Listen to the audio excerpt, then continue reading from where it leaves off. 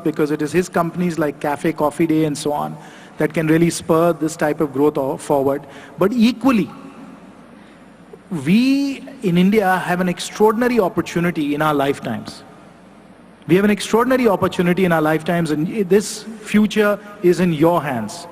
Because just like Silicon Valley and the US is the innovation hub and the economic engine for the top 1 billion people on this planet, it's quite possible that Powai and Gurgaon and Bangalore can be the innovation hub and the economic engine for the next 6 billion people on the planet. Because it is here in India that we are going to develop not the Starbucks, but the Cafe Coffee Day at a totally different price point, but an experience that is equally good.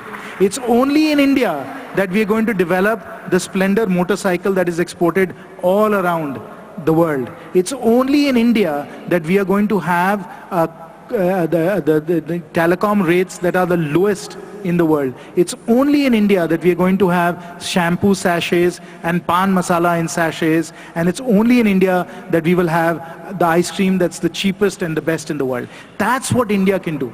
That's how our innovation, our products and services can not only be of great value to our citizens here in India, but can really, really be exported around the world and make India the global hub for this kind of entrepreneurship. And that, coming back to where we started, if indeed we can be the springboard for Indonesia and Vietnam and Nigeria and Bolivia, if we can be the springboard to that, and if we can develop the Googles and the Facebooks and the Apples that cater to that world, not this world, not Union Square in San Francisco, not Sydney Harbour, not Knightsbridge in London, but in my town, Jhanda Chowk in Hazaribagh, in Bettiah, in Bhagalpur, in Coimbatore, in all of the small towns and villages of India. If we can develop those products and services, then we can certainly grow for 8 or 10% a year for a long, long period of time. And if we can grow that way,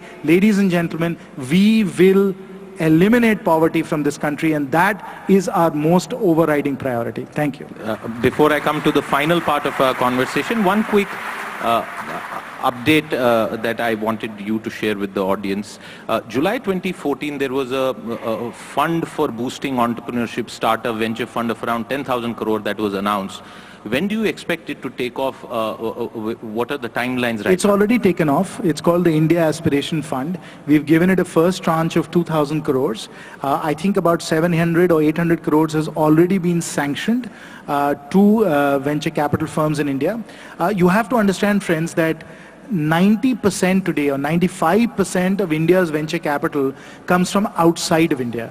So India's innovation, the innovation I was just speaking about, that innovation is being funded by, the teachers' retirement system of Ontario. It's being funded by the Stanford Endowment. It's being funded by the Norwegian Sovereign Wealth Fund. It's being funded by Temasek.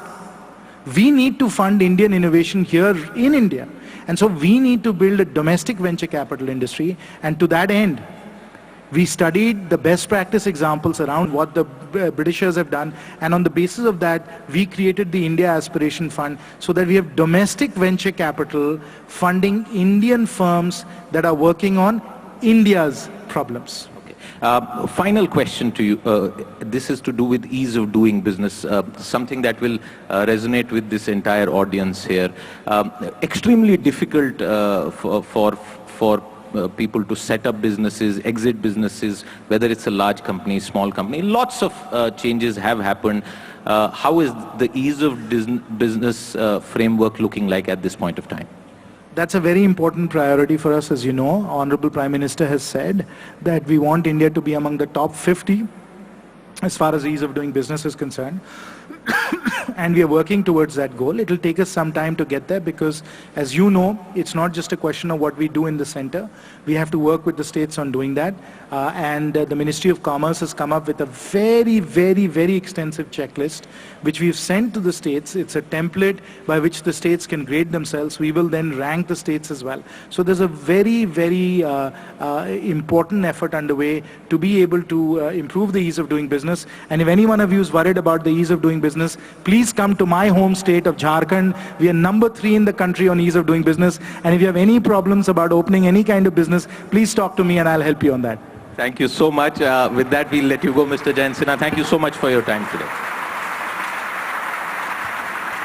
We are not going to take a break because patiently sitting in here is another dynamic minister of the government of India, a very affable person who's also been the information and broadcasting minister, but someone who was tasked by the Prime Minister to fix one of the biggest issues, which is the environmental legacy that they inherited. Prakash Javedekar ji, honored to have you here on the stage with us, Minister for Environment and Forests in the government of India.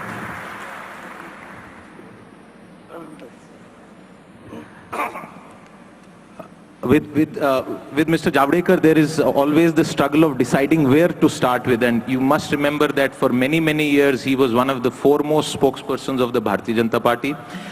He was also I&B minister, so I think he knows how to deal with a journalistic conversation, but that is not the intent here. The idea really is to get from you an assessment to start with, Mr. Javadekar, about the environmental legacy that you inherited, and you know, from a situation where there were no approvals and clearances that were being granted. I recall that somewhere in between you were also blamed for giving 2 speedy clearances. Where does the truth lie, Mr. Javadekar? Truth lies in between, but basically legacy, Raja, Jairam, Jayanti, and now me. So the issue is Raja, Jairam, Jayanti, and finally some Prakash. Yes. And let me say, I'm not blaming anybody, but that is the legacy which we inherited. And what is that legacy? When I became the environment minister, my challenge was from a completely negative perception of the ministry and the environment in the ministry, in the environment ministry. It was the only ministry which was levying a tax apart from the revenue department. And what was important was, it was perceived as a roadblock ministry. It was perceived as a bottleneck ministry. And even when I started taking decision, one of the predecessors said that environment minister should not talk development. Means that was the psychology. So where to start? Because if I start by giving permissions immediately, there is NGO constituency which also shouts, and there are various sound bites you get. So I decided to start from defense. Parikar ji is here. I was member of the Defense Standing Committee. So I knew very certain that many defense projects were pending for many years for environment clearance.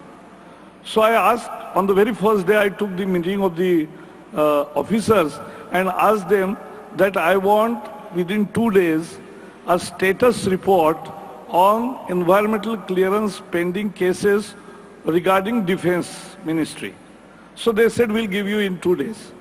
But I know how to deal with. So I came home and I called defense secretary. I said, I want the list of our pending projects. So next day he sent me. Third day I asked, where is the list?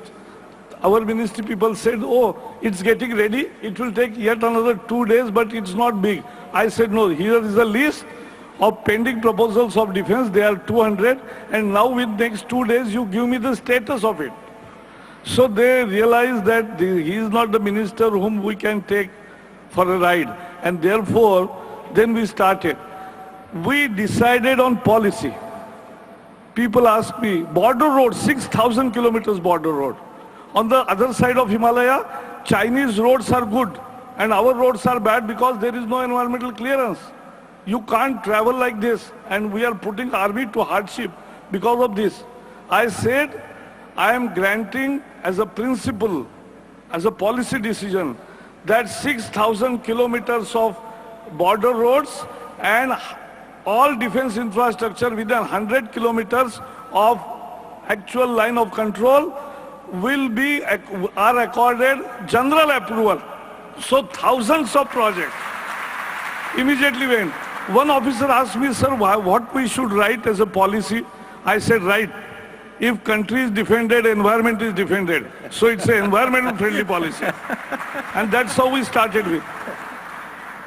Most importantly, we started with transparency, which was essential of any new reform. So we started with online. The whole office. In our country, most popular series even today is office. Because Pankaj Kapoor's serial shows a real face of Indian offices, how they function. At every stage, how you have to bribe and go up. So, to avoid it, it is online application, and now you can see, project proponent can see from his computer where the file is pending and for how many days. So it has become an important tool. Now I'm improving upon that process also, because after 1 year of implementation, we have reviewed and we will improve further.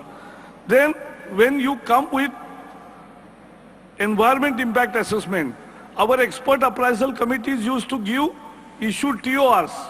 So TORs, you will take yet another 12 months to 15 months. I studied all the TORs. It is the same for each sector. So we said that we will standardize TORs. So 39 sectors which require environmental clearance, we streamlined it, standardized it. Now you can give application, your environment impact assessment report and TOR simultaneously, so your 15-month delay is not there now. It is all in 15 days. That is what people really want. That is what people really want. And without compromising on any environmental conditions. Actually, I have made conditions little stringent in many cases, like cement or other industries. Because, see, we are not doing, Modi ji is passionate about climate change. We are not doing good INDCs or good climate action only because it is compulsion. No, it is our conviction. We want our air to be clean. We want our water to be clean. We want our energy to be clean. We want our environment to be clean. And we must have more green. That's our mandate. And to that end, we are working. We are working with conviction. And therefore, we have brought real, simple format of processes. So now process will be automatic. Pehle kya hota tha? It was a very wonderful phase. Earlier regime, they used to ask, if defense official comes, or if certain manufacturer comes, or if somebody comes, PSU chairman or general manager comes to follow up for the cases. Why you are coming? You send your liaison officer. That was the earlier regime. I said, you don't come, your license or liaison officer is not required here. That is, now you cancel it, the contract, and you will get automatic approval, but we'll be now stressing more on implementation. Because as you said, implementation. In our country, enforcement is a problem. Compliance is the problem. And now, from this year, we are strengthening our compliance mechanism. And to that end, I am making an announcement today here. Announcement is this: there is a suggestion that we should have a good regulatory mechanism under National Environmental Management Authority or State Environmental Management Authority, NEMA or SEMA. But many people are perceiving it politically, it is not tenable because other parties are not approving. I said, if you are not approving, Supreme Court is already asking us that you will have regulator. So I am now giving them choice. If you want a regulator, a one-person regime, or you want your participation and have an authority. That's the regime. That is the choice. So we will go with compliance on hand, and we are taking principled decisions. Prakashji, I want you to answer this point, and this is what some people have expressed in the past, that one of the reasons that environmental projects used to get stuck was not just because of the ministry or policy makers, but also because compensation or the rights of livelihood of forest dwellers, of tribals, were not taken into account, and that used to lead to litigation and delay things. Where does that stand right now? I think now the tribal ministry and we are working in tandem, and tribal rights must be settled. It should not be always open-ended.